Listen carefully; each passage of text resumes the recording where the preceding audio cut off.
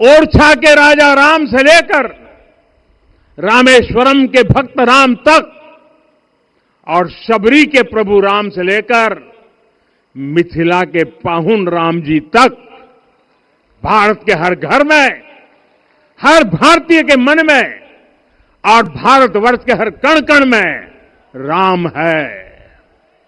लेकिन गुलामी की मानसिकता इतनी हावी हो गई कि प्रभु राम को भी काल्पनिक घोषित किया जाने लगा।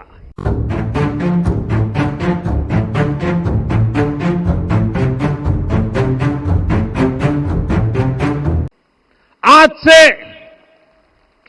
190 साल पहले 190 साल पहले साल 1835 में 1835 में मैकाले नाम के एक अंग्रेज ने भारत को अपनी जड़ों से उखाड़ने के बीज बोए थे। मैकाले ने भारत में मानसिक गुलामी की नींव रखी थी। 10 साल बाद यानी 2035 में उस अपवित्र घटना को 200 वर्ष पूरे हो रहे हैं। कुछ दिन पहले मैंने एक कार्यक्रम में आग्रह किया था कि हमें आने वाले 10 वर्षों तक उस 10 वर्षों का लक्ष्य लेकर चलना है कि भारत को गुलामी की मानसिकता से मुक्त करके रहेंगे। साथियों, सबसे बड़ा दुर्भाग्य यह है कि मैकाले ने जो कुछ सोचा था उसका प्रभाव कहीं व्यापक हुआ। हमें आजादी मिली लेकिन हीन भावना से मुक्ति नहीं मिली।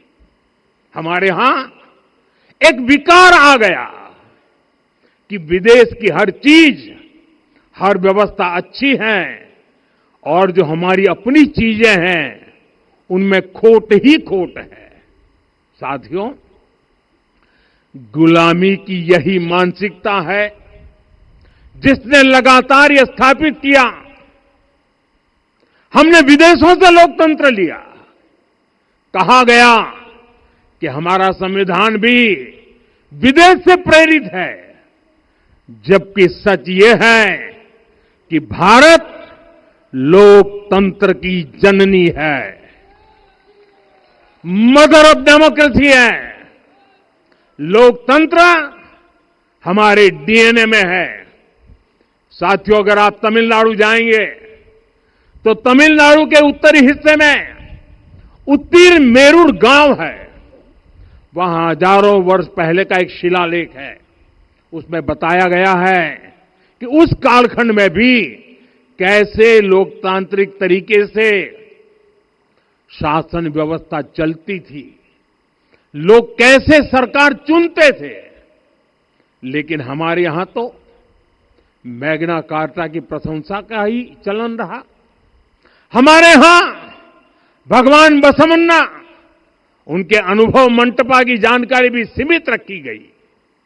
अनुभव मंटपा यानी जहां सामाजिक, धार्मिक और आर्थिक विषयों पर सार्वजनिक बहस होती थी, जहां सामूहिक सहमति से निर्णय लिए जाते थे। लेकिन गुलामी की मानसिकता के कारण इस भारत की कितनी ही पीढ़ियों को इस जानकारी से भी वंचित रखा गया। साथियों, हमारी व्यवस्था के हर कोने में गुलामी की इस मानसिकता ने डेरा डाला हुआ था। अब याद करिए, भारतीय नौसेना का ध्वज सदियों तक उस ध्वज पर ऐसे प्रतीक बने रहे जिनका हमारी सभ्यता, हमारी शक्ति, हमारी विरासत से कोई संबंध नहीं था। अब हमने नौसेना के ध्वज से गुलामी के हर प्रतीक को हटाया है।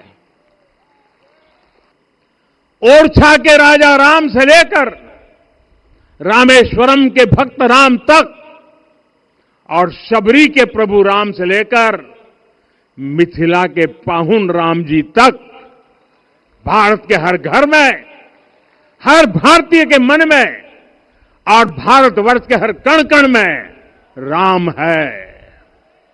लेकिन गुलामी की मानसिकता इतनी हावी हो गई कि प्रभु राम को भी काल्पनिक घोषित किया जाने लगा। साथियों, अगर हम ठान लें अगले 10 साल में मानसिक गुलामी से पूरी तरह मुक्ति पा लेंगे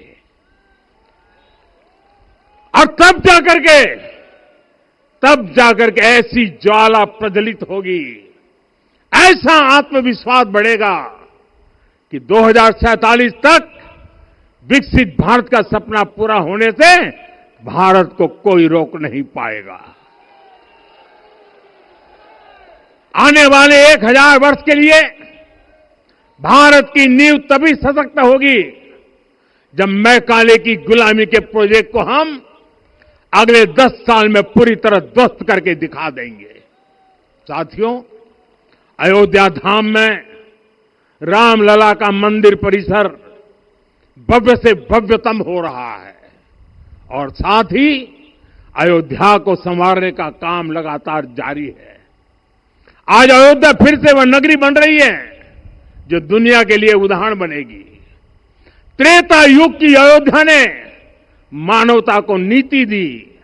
21वीं सदी की अयोध्या मानवता को विकास का नया मॉडल दे रही है।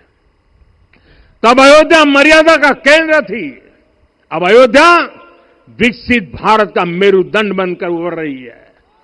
साथियों, भविष्य की अयोध्या में पौराणिकता और नूतनता का संगम होगा। सरयू जी की अमृत धारा और विकास की धारा एक साथ बहेगी। यहां आध्यात्म और आर्टिफिशियल इंटेलिजेंस दोनों का तालमेल दिखेगा। राम पथ, भक्ति पथ और जन्मभूमि पथ से नई अयोध्या के दर्शन होते हैं। अयोध्या में भव्य एयरपोर्ट है। अयोध्या में आज शानदार रेलवे स्टेशन है। वंदे भारत और अमृत भारत एक्सप्रेस जैसी ट्रेनें अयोध्या को बाकी देश से जोड़ रही हैं। अयोध्या वासियों को सुविधाएं मिले, उनके जीवन में समृद्धि आए, इसके लिए निरंतर काम चल रहा है।